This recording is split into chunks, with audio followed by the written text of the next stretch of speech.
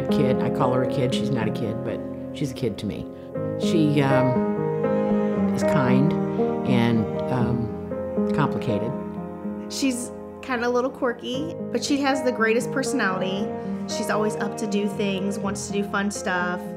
So Melanie has Down syndrome. She has some definitely health issues. She has a speech impediment that makes it difficult for her to communicate. So a lot of things she has to maybe show you, or she has a hard time getting words out. Yeah. Where was this one taken? Is that your aunt's house? She gets up and then she gets herself dressed. Puts her dirty clothes in the hamper. She's very self-sufficient that way. She comes into the kitchen and staff provide her medication for her and she takes it. And then staff prepares breakfast for her. We have her wipe off the table. She might need a prompt to do that, but she does that on her own. 3 days a week she goes to program for Easter seals, and she does a lot of activities throughout the day with that. She is thriving with independence, being in this house, in this program. She's very happy to be here. This is her home. It's an amazing journey that has happened to her. She says she'll visit her family, but she wants to come home. So she feels like this is her home, and there's nothing you can make better than for her to be like, this is my home. We're working on different things all the time, so it's a continuous work in progress. We're looking at having her learn her address and phone number. That's been difficult for her, just to memorize it. But we do repetition every day. You want to go look for some DVDs? Okay. Okay. I don't know where she'd be if there wasn't for Easter seals. She would be probably having a less fulfilling life. I'm very grateful to Easter Seals for the opportunity that she's been given. I've seen huge changes in her since she's been here to be on her own. And this is the best way that she can be on her own. Where's your home? Here? Yeah. This is your home. And I love this job. There's not a day that I don't want to not come here. And I know I'm making a difference. You can see that Melanie's happy, and that's probably our biggest goal, is we want our individuals to have rights and freedoms, and you can tell that she's very happy with that. She gets to live her life on her terms, and she's happy doing it. Who's in this picture with you? Daddy. She lost her dad about 4 years ago, and they were very tight. They were very close, and I'm sure he's smiling down right now.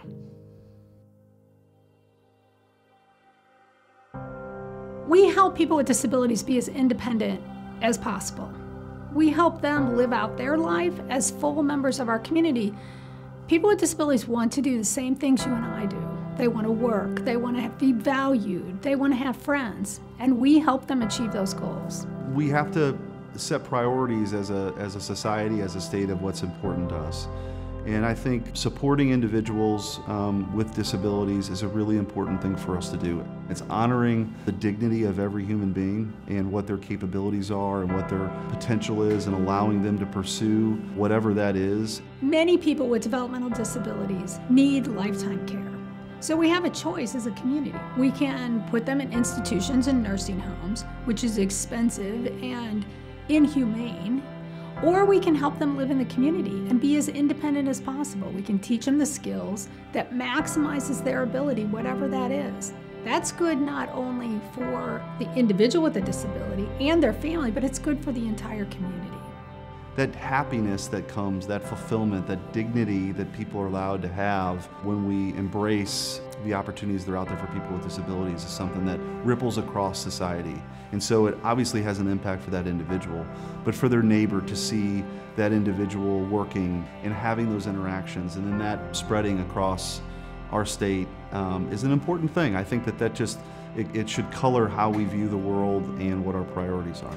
The hope and opportunity that Easter Seals offers to people with disabilities would not be possible without the support of our community.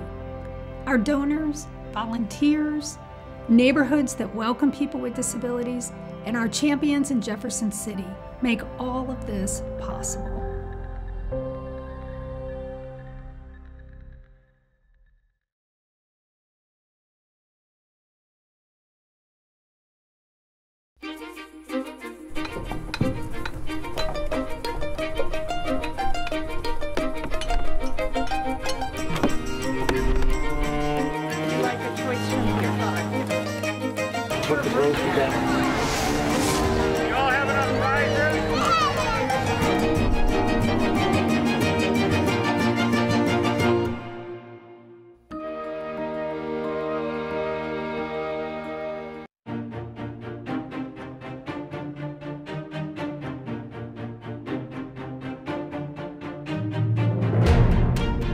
Welcome to This Week in Missouri Politics. I want to jump right into the show because we are joined by the guy who made the biggest headlines of the week.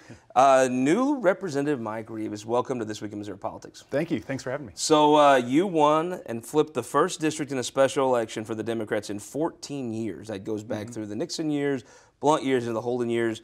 Tell me how you won. Well, you know, we energized a lot of people. We did it through grassroots. The weekend before the election, we had over 100 members of the labor organizations come out with us, Young Dems organizations. A lot of people were just energized and enthusiastic to get involved, and that's what got us through the finish line. Interesting thing, I remember when the Republicans took the majority, they probably had 70 anti-labor members. The members that brought the majority, the other 20, were pro-labor Republicans.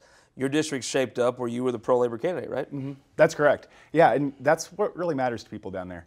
That's what a lot of people were wanting to talk about when we'd go door to door was about the attacks on labor and the attacks on working families in Missouri. I remember when Sarah Walsh was on our show the week after she won a very tough special election in Montauk and Boone counties, and she said it was the doors. The doors, as she did more doors, she figured out kind of what was on the minds of folks. When you knocked on doors in that district in Jeff County, they want to talk about labor issues? Absolutely. That was big. Labor and education, those were the two that people were wanting to talk about. When it's 19 degrees and you're knocking on someone's door and they aren't maybe ready for you to be standing at their doorstep, when they at least wanted to take that second before they wanted to warm back up, they were talking about labor and they were talking about What did education. they say about education? They're afraid of the cuts that are coming. You know, we have to fund our schools. We have to make sure that we're providing our teachers and our students enough resources to be successful, and that's what they were concerned with. Public education, we have to support it. So in this race, you were outspent at least 5-1, right? That's right. So you had to do some doors. In a suburban district, you could run cable, but you say you wanted on the doors? Doors is what did it. Donald Trump still looks like he's popular in your district. Is that true? You know, a lot of people voted for Trump during the presidential, and a lot of people who stopped to talk to me before they went into the polls said, you know, I voted for Trump, but I don't like what's happening in our state. I don't like what's happening with the attacks on labor. So the Republicans had a poll that showed Trump, who obviously carried your district by a large margin. The governor won your district by a significant amount. Right. It showed Trump still above Water District, but the governor dropped 30 points. A grand jury was impaneled investigating the governor's sex scandal. What did that do? That was the day before the election. What did the governor's drop in popularity do for your race? You know, a lot of people have asked that. This was not a retaliation vote against a governor scandal. This was a retaliation vote against attacks on labor and right to work moving forward in our state. That's what got people to the polls. It wasn't anything to do with a governor scandal. So you got big shoes to fill. Representative McCarty was a highly, highly respected member of the Missouri House. What are you going to work on once you're there? My biggest thing and my first priority will be protecting and defending the rights of working people. So right to work wasn't the only attack that we have facing labor right now. They're going to go after prevailing wage and a lot of other issues, and I want to be there to defend those working people. Let's say a prevailing wage bill gets put up, and the Senate can have a compromise, and it says, you know, urban counties, even a Jeff County, can have prevailing wage. We're going to get rid of it, say down in the 144th, there was a special election in Reynolds County. Is that the kind of compromise you can work on? At this point, I'd have to see what the full compromise is. You know, I want to do what's best for our labor community in our entire state and make sure that we're supporting those families. So tell me about yourself. Folks have heard your name now for sure throughout the state, but where are you from? So I grew up in Fenton, born and raised. In St. Louis County. For our viewers down in Howell County, Fenton's in the very southwest corner of the state, and in St. Louis County. Right, but right there on the border with Jefferson County. So I live in the Jefferson County portion where my mom's family was all raised. My grandpa and his 3 brothers all built homes right there in the community. So a big, strong family presence throughout the entire Jefferson County area.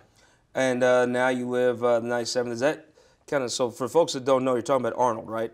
I live on the Fenton side, in Murphy, Jefferson County. Got it. So when you come to the legislature, you come to a Democrat caucus that has frankly been pretty inspired. It's been a different Democrat caucus here. They had a lot of freshman members, very active, very aggressive. Kind of a fun omen, I think, to see you come in, flipping this first special. Do you think this is something that Democrats throughout the state, maybe in the country, can see? Did you see a blue wave, or did you see just, hey, folks that are opposed to the attacks on labor in this district? The biggest thing was that I stuck to my beliefs and my convictions and how I am and how I was raised. That's, I think, what really spoke in my district was that, you know, here's my story, here's my family story, and I was able to connect with people. As far as the blue wave, there's a lot of energy, yes, but to call it a blue wave, there's still a lot of work that has to be done for any candidate in any district. So the work still needs to be there, but people are energized. Let me ask you about Jefferson County. To me, it looks like what the Missouri is a red state probably now by the numbers, right? But it's maybe not a super majority red state. It looks like the lack of Barack Obama in the White House, even with fundraising advantages, not having that very unpopular person in the state of Missouri in the White House might have been the difference in helping you win. When you knocked on doors, did you see any of that? Well, and you mentioned the Republican trends in Jefferson County, but it wasn't that long ago before Representative McCarty that we had Sam Como. So those Democrats are still there. I think a lot of people were troubled when we lost Chrysler in the community. So it was about the jobs that were available in our community. So I think let's talk about those Democrats. Are you pro-gun? I am a gun owner, yes. So there's a way where you can be pro-gun but still be sensible about it. You're talking about a McKenna Democrat. Right. Well, that's how people in our community are. A lot of people hunt, a lot of people shoot, and but they want to be smart about it. Representative, congratulations on your win. We hope throughout your career you'll come back here on This Week in Missouri Politics and talk about the issues. Thank you. Thanks for having me. We'll be right back with our opinion maker panel. We have Representative Nick Schroer on the panel after this.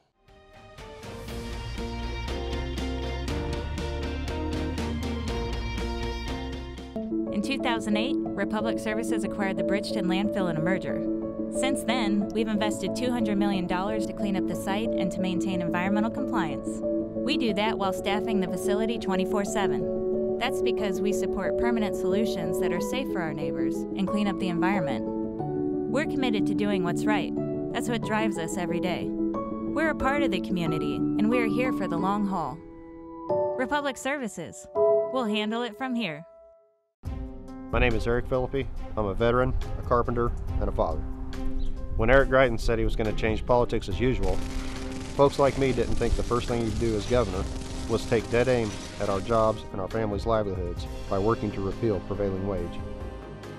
Call Governor Greitens. Tell him to protect prevailing wage and to protect my family, not destroy it.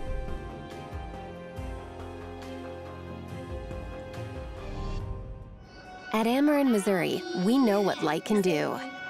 It draws people together and chases monsters away. And if you shine it in the right direction, it will light the path for the next generation, showing them what their tomorrow could look like, and spotlighting the possibilities that lay in front of them. Investing in our community by lighting the way forward. That's energy at work. Ameren, Missouri. Welcome back to This Week in Missouri Politics. We are joined by our opinion maker panel. Representative Nick Schroer, rising star on the party. Thank you for joining us, sir. Thank you for having me. Representative Becky Ruth, Jefferson County. Thank you for coming back on the show. My pleasure. Thank you. Jeff Rohrer, the mascot of Jefferson County. Thank you for joining us here, sir. Great week to be on This Week. Yes, sir. And Jeffrey Midman, Executive Director of the ACLU. Thank you for joining us. Really good to be here. Thanks. Representative Rohrer, former representative, you were there when these utility fights were the biggest fights going. Years and years and years of fighting. 30 hours of filibustering. Senator Romine, Senator Emery, Senator Keough, Senator Leibler come together and actually do something we never thought we'd say in Missouri, a compromise on utility legislation. Were you surprised? Yeah, it was a dirty word, unthinkable when I was a legislator. And I was right in the middle of that fight. I was the ranking Democrat on the Utilities Committee my last 2 years. That ball's been in the air for a long time. To finally see it come to a rest really is a testament to the quality of the people on both sides of the aisle in the Senate. And it was nice after all those hours and hours of filibustering. You had in the well of the Senate, you had Senator Romine offering a couple amendments, well taken by Senator Emery. That is, you have to think somewhere like Senator Webster looks down and thinks this is the way things should be. Right, very statesmanly. I mean, it's the way it's supposed to. The filibuster is supposed to put pressure on compromise, and instead of the PQ, we got legislation that everyone could live with. Jerry, I mean, when you get to see, I just think when I think of the state Senate, I think of the body that makes statesmen raise their game to be statesmen and makes them put the state and their own personal feelings above themselves. I thought you had two senators. Neither loved their bill. They loved the Senate, and they loved the Senate and the state of Missouri more. Yeah, I mean, again, we're getting back away from this era of extreme partisanship. It's still there, but I think more and more you're seeing elected officials see they're accountable to the people, and the people we need budgets, We need solutions to social problems. We need better education. We need the ability to vote. And you're seeing more and more legislators stepping up and remembering that they serve the people and they're there to do compromise and to do good legislation. And an interesting contrast between the federal government, who at the same time was having a filibuster to shut the place down because they can't get their act together, and at the same time the state government was putting to bed a decades-long fierce battle. Right. Maybe we are seeing the end of that era happen. Slowly. It'll be 2 steps forward, 1 step back, but we're headed there. Representative, you know Senator Romine very well. Yes. Passionate guy. Has led the fight on one side of this issue for a long time, along with Senator Leibler. It to me is what you, in an age where government demagogues want to demagogue people as corrupt career politicians, and there's the era of a lack of seriousness. It's government by Facebook. You saw 2 statesmen come and put the state and its betterment above themselves. It had to be an interesting thing to watch from across this. I guess you were at home by the time they were doing this, but interesting thing to observe. Well, I was actually doing a lot of live streaming, listening in throughout the whole thing. I think a lot of us were. I even saw some comments of folks, you know, kind of falling asleep to some of the filibustering. That would have been me. Yeah, so it was great to see that. You know, on the House, we all kind of watch with bated breath what's going on over in the Senate, because obviously how those things go in the Senate's going to impact what happens to our legislation as it moves over to that body. So for us, it was a great breath of fresh air to see them actually come together and work together and put the betterment of Missouri first. So I think in this, it wasn't the perfect bill. It wasn't a bill that everybody thought was the best bill, but it was a good bill, and I think in the end it was a bill that fits our state. Representative, is this the kind of, you have some new members that are going to be there, I guess, week after next. Is this the kind of thing you could take and show them that that's how the Senate should work? Yeah. And maybe remind the Senate when it doesn't work this way that this is what statesmen do? Yeah, compared to last year and being a freshman, you know, last year was my first experience with how the Senate was working, and I heard a lot of people that had institutional knowledge saying, well, this is the first time it's kind of blowing up like that. And I'm relieved to see that after a bill was presented, a bill that's been out there for many years, a topic rather, that's been out there for many years, that members of my own party were debating. And, you know, we're going back to policy rather than partisan principles. So I'm relieved to see a compromise. I think we're going to take up whatever they dealt with so we don't have to deal with hours-long filibusters again, and see if we can get that passed in the House here soon. It's going to be third read, but what do you think happens if this bill is third read and comes over to the House? What do you think the response is? Is it a sign of relief, or what do you think the response is from leadership and the rank and file? Look, I think we'll take what comes over from the Senate. It's actually, you know, going to go through our process. I think you'll have some people that are happy with it, some people not so happy with it, as we do with any legislation. Like every bill? Like every bill. I think in the end we probably get this over the finish line. Prediction time, does this come to the governor's desk? Absolutely. Governor's desk? Yes. This land on the desk of Governor Eric Greitens? It's easier to kill legislation than to pass it, but the House of Representatives and the governor is going to be happy to get this issue out of the way. Not going to disagree with 3 smart people. Okay, special election. We just heard from the new Representative Rivas out of Jefferson County, where you're from. Interesting thing, a lot of people had different fingers to point around. I'm not sure at the end of the day this wasn't just they didn't have Barack Obama to kick around anymore, or are you concerned about a blue wave? You know, I think in the end when we look at this, that seat, yes, was held by a Republican. It was held by a Democrat before that. I think it's gone back and forth. So overall, it was a special election. Not great weather. Conditions are a little bit different whenever we're looking at special elections. You know, as we go into this next election cycle, Republicans will likely face a more competitive cycle than what we've seen before. However, I think we do have the X factor. We have HRCC, which is the most winning political organization in Missouri. And I think we tend to go out and look for better candidates that kind of better fit their districts and really represent our shared conservative values. You know, obviously the governor tanks 30 points in the sex scandal, not helpful. President Trump, while overwhelmingly popular in that district when he ran, it has to be a little less so now. You have the best organization, you're in the majority, you have the best money. However, I mean, I think you could see before when you talk about picking candidates, even Republicans could attack good candidates in primaries or run ads against them.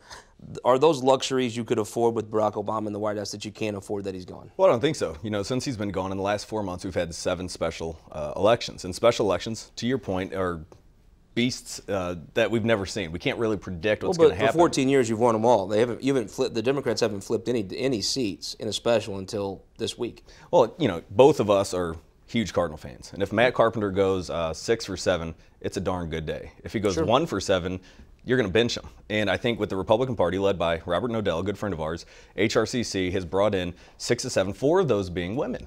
So I'm very happy that that our party is reaching out. Very opportune time. Absolutely. So with the bad weather, with a terrible turnout and a win of only 100 votes, a little over 100 votes, I would venture to say that Reeves' time is going to be short spent in Jeff City, and we might see a Republican take that in November. Jeff, I heard heard Democrats make many excuses for why they didn't win something for 14 years now. Now you hear the Republicans have to say, well, the weather, and, you know, the day ended why. Interesting time, and I'm not sure that you didn't hit on it earlier. Maybe it's just a return to a more centrist politics. Yeah, the ACLU, we're mandated to be nonpartisan. We look at constitutional issues. One of those is voting, and what we have seen left, right, and center is a decrease in voter involvement. I think we're seeing a reversal of that. You need engagement. In some ways, the Trump election was a group of disenfranchised voters who were coming out. I think we're seeing now the sort of backlash or the response to that. From our perspective, what we'd like to work with both Republicans and Democrats is making it easier for everyone to vote. So we'd see increased engagement. I think right now in 18, it looks like we may see increased engagement on only one side. What we think would be best is it's easier for people to vote, so everyone's involved, everyone's informed. Jeff Rhoda, you're running for county executive in Jeff County. You know that district very, very well. It looked to me like Representative McCarty, excellent candidate in a year that Republicans won everything. It was the first time Barack Obama was on the ballot as president, or not on the ballot, but at the top of in the White House as president. Looks like maybe this state is a red state, but maybe not a supermajority red state. Maybe even with the outstanding work of HRCC, it may be returning to the mean.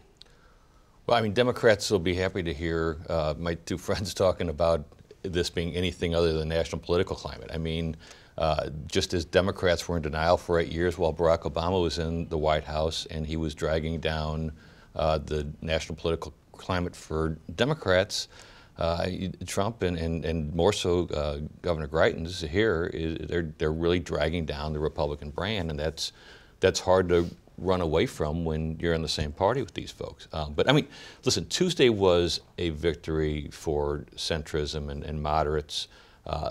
You know, they found good candidates in these other specials, and they stayed in the middle. They drove in the middle lane, and they won. Revis drove in the middle lane. He won. The candidate there for the Republicans was way to the right, and that's what lost it for him. I mean, you had a district that frankly could be competitive, Carroll County, Ray County, but you had a wonderful candidate in now Representative-elect McGaugh.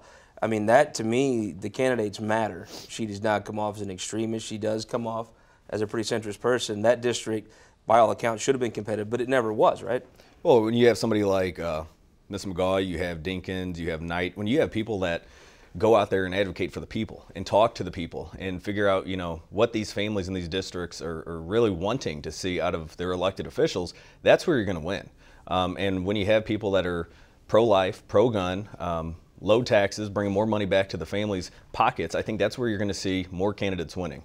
I mean, a prediction, does this mean, what's a good night? Does this mean Republicans should brace for a 10-seat loss? Can you hold the mean? What does this mean for oh, we're still going to have the majority. I guarantee that. I think that's a safe bet. But what's a good night? What's a good night? A good night is us winning every seat, keeping every seat. Yeah. It's possible we might lose a couple, but I think we pick up a couple too, like in Ben Harris's district. Is it because you have you have a headwind that you can overcome, or you don't have the tailwind of Barack Obama helping Republicans? Well, I think when you look at the tax reform and the many companies across the state of Missouri, February we're seeing more families getting more pay in their paychecks, and I think you're going to see the economy going in the direction that it's been going. That's the right direction. So I think many families are going to want to keep that momentum going past November. Representative, that tax cut was now looks like a godsend, even in Missouri, right? I think people are seeing the benefit of that. As Representative Scherer said, they're getting more money in their pockets. That's always a win. You know, we're working hard on the state level, working on our budget and making sure that we can come out with that good budget for everybody. Quick prediction, blue wave or blue ripple? It's a ripple. Yeah, blue wave, blue ripple in Missouri. The Democrats will pick up double-digit seats. Double digits? Yes. Blue wave, blue ripple. Need to plan ahead for redistricting, and that'll be more appropriate representation. Then we can answer the question. Interesting. Let's talk about raising the age, something I know you've worked on a lot.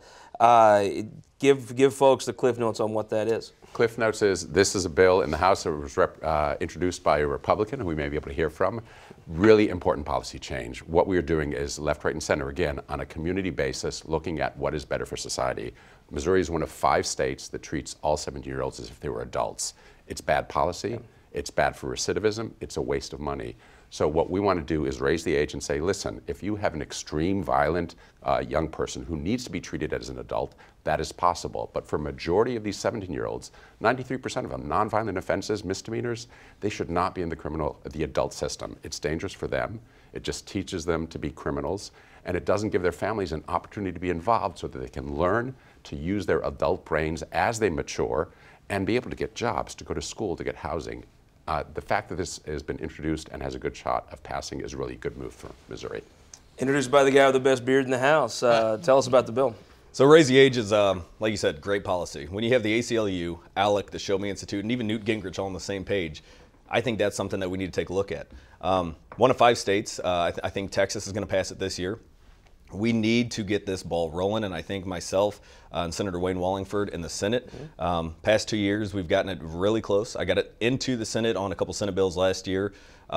Wayne's got it a little bit further than me this year, but I've already got the bill referred.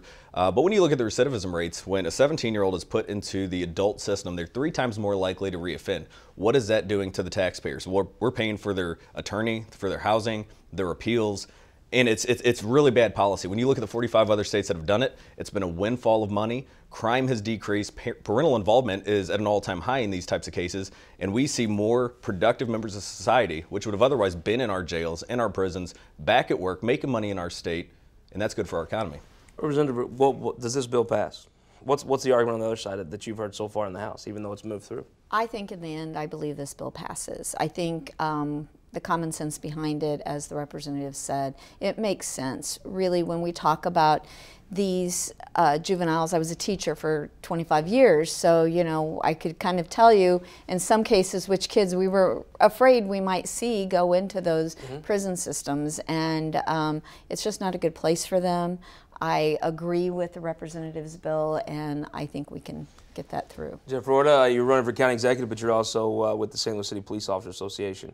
What is the view of a police officer? Is it dependent upon the crime? What do you think? They're very reticent about this bill. It has all the best intentions. I believe Representative Schroer is trying to do the right thing, but we've got a broken juvenile justice system in this state, and I think we should concentrate first on fixing that juvenile justice system and then talking about raise the age. Another issue I've seen you in Jeff City talking about has to do with those police officers have to deal with these issues, pensions. What's the Cliff Notes on that?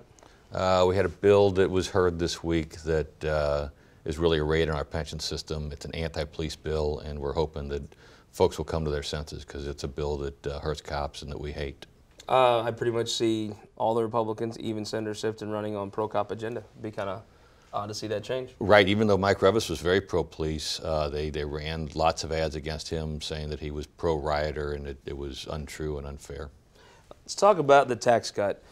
I hear Republicans, when they want to talk about something good federally or that could impact the climate, it goes back to one thing in that tax cut. How important now is tax reform? You have the governor's bill. He's out kind of, I guess, in closed events, stumping the state to help his bill. You have Senator Eigel and Senator Koenig have a bill. It's been up in Ways and Means for a vote. Which one do you think you see in the House, the governor's plan or Senator Eigel and Senator Koenig's plan? Well, going back to the point that me and Jeff talked about earlier is we need to listen to our district. And when I listen to my district, when I surveyed them twice in 2 years, gone door to door thousands of times, phone calls, emails, one of the most important things to them is tax cuts. For working families, for businesses, we need to do what's right, and that's advocating for them, bring more money in their pockets.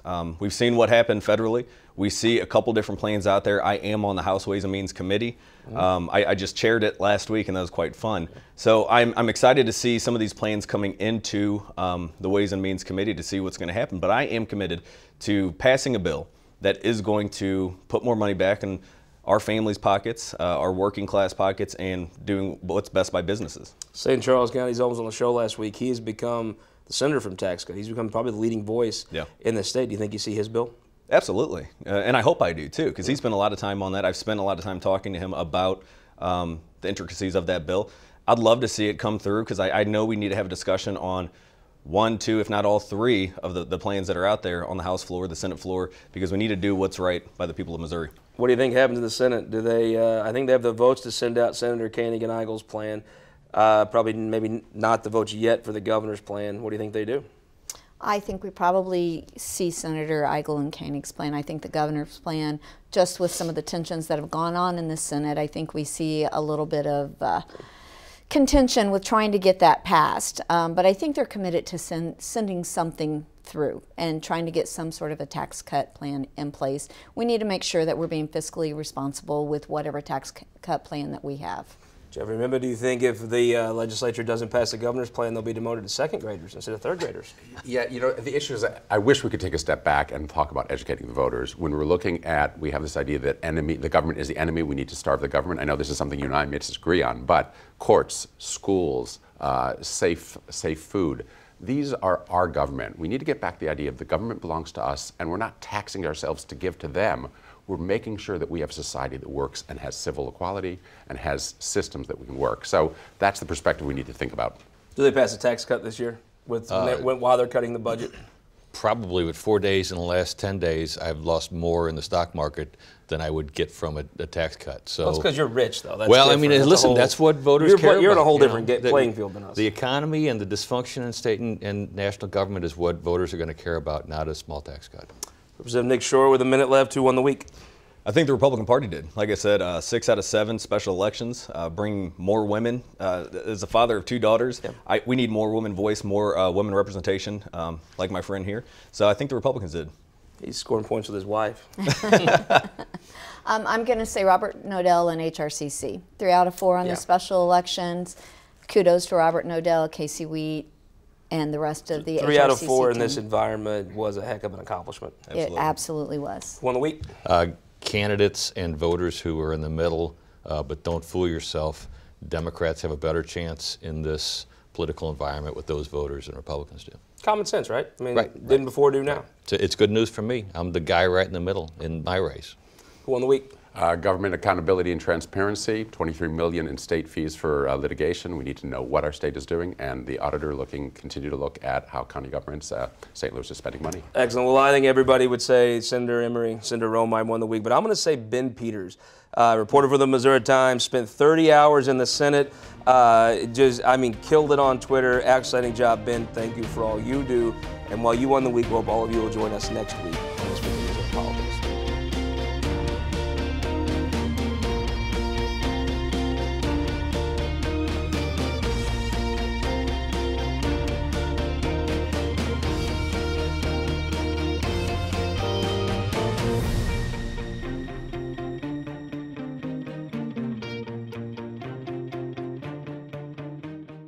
This Week in Missouri Politics, brought to you by Spire and Sterling Bank.